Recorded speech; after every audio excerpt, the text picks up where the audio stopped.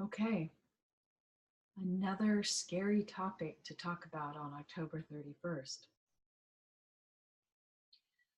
Dark night of the soul, or are you experiencing dark couple of days or dark night of the mind? So I'm just going to share with you quickly kind of the difference between um, dark night of the mind, or dark couple of days, I like to call it, versus the true dark night of the soul.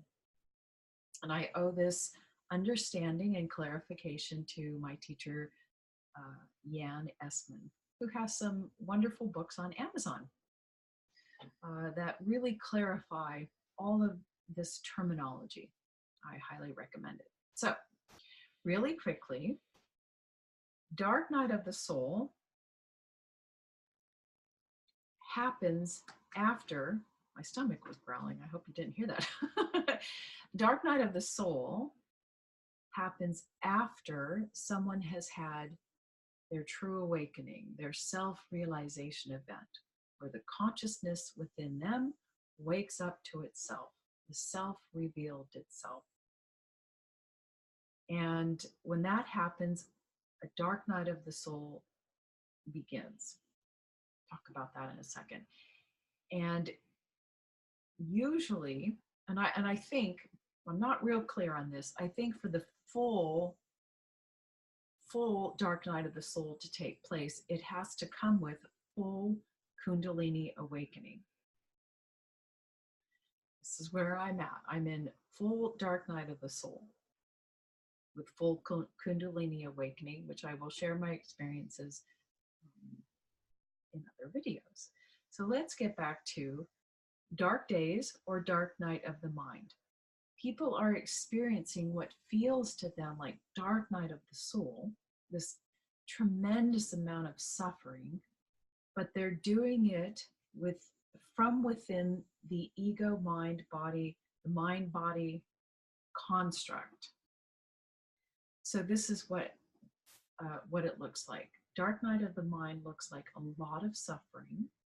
You know, you've gotten on to the spiritual path, and now you're beginning to observe yourself and your behaviors, and you do something that you consider wrong, or you weren't loving enough, or something happens, you have a reaction, and suddenly you feel really bad.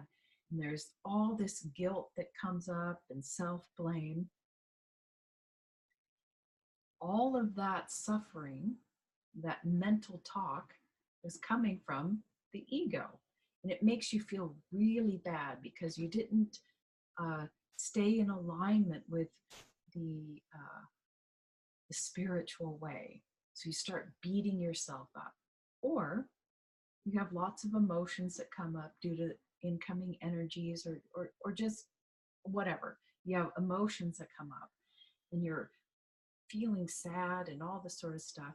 And it is a lot of suffering, but you're doing it from within the mind body ego complex.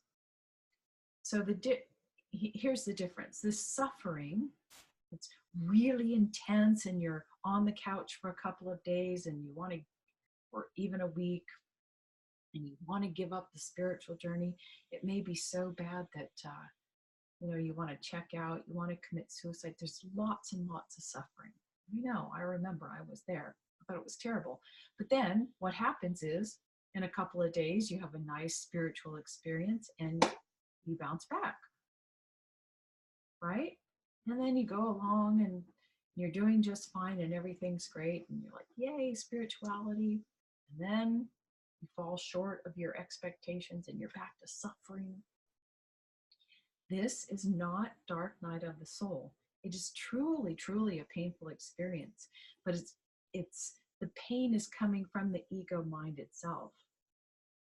Okay. Let's see, what else do I want to say? So that's dark night of the mind. Dark night of the soul is a completely different type of suffering. It's not as painful, but the suffering is worse. How do I explain this? when you have a self realization event, every concept you have of the manifested reality starts breaking down. And I think I'll show you an image in just a second to clarify that. In Dark Night of the Soul, not just this mind, the physical mind body ego complex begins to deconstruct, but even the soul and higher levels of yourself begin breaking down. That's why they call it Dark Night of the Soul. The soul complex begins to break down and go away. Because in self realization, you have, there's my kitty cat, buddy. Don't mess with that. I'm telling you what, it's been a Halloween for sure around here. Um, Forgot what I was saying. When self realizes itself, it doesn't realize itself to be a soul, another, just a higher level of manifested reality. It realizes itself to be pure, unmanifested being. And when that happens, it starts breaking down the entire soul, body, mind, ego complex at all levels of dimensional reality. And what that dark night feels like, oh, it's so many things. It's death. It's called death before death. And so you're sitting here. You've now detached your identification from ego, mind, body, soul complex, and now me, I know myself only as pure being. And when now the ego stuff comes up, you see it with such clarity and you know it not to be you. And it's even more painful in a way because you see it with such clarity and you know you're not it. But there's no self blame. And there's certainly not an, the, not an iota of inkling to commit suicide. Okay? Now, before, when I was in Dark Night of the Mind, that was a frequent thought. Well, I'm just going to check out because it's too painful. But now in Dark Night of the Soul, after self-realization, I wouldn't even consider it. It's a ridiculous thought. And Dark Night of the Soul will last for years, years. My teachers was well over 10 years, and many, so many interviews of awakened people have said how long, years. I mean, it goes on forever. Okay, this releasing of ego until you can reach full enlightenment. Probably won't get there this lifetime. But anyway, there, this dark night of the soul is an akin. It's very much like depression, and to the outside, it looks like depression to people, but it's not. There's your whole physiology is changing to this new realization. So your body is sort of depressed. But you, the consciousness within you, is full of life and full of energy and it wants to express itself. But the ego is still trying to gain control. So they're like fighting each other. And you're like, you are losing your mind, right? You're losing your attachment to this mind. And so some days you're all stretched out and you're in ego and you're acting one way, and then you're back into self, and you're in this back and forth pattern, and it's like nutty. And to people on the outside, one day you look like a nervous wreck, and the next day you're like the peaceful monk, and they can't figure you out. And yet you have no motivation to do anything, and yet you do. And in Dark Night of the Soul, Even God leaves you. You lose all of these wonderful spiritual experiences. It gets very dry. And this is all talked about in the book, oh my goodness, Dark Night of the Soul by St. John of the Cross. I got to tell you, I am going through it step by step. It's unbelievable. But this is a totally different, this is the true dark night of the soul. Seems like depression to other people, but you're not depressed. But life seems meaningless because now you feel like you've lost. It's such a weird feeling. I can't explain it. Maybe I'll try in some other videos. But I want to share this image with you. Maybe it will make sense. I don't know. So here we go with this image. So most people here, they are identified right here. This is their ego. This is normal people's identification. I am the body, I am Mary, I am John, I'm a doctor, I'm a garbage collector, male, female, whatever. They're identified here.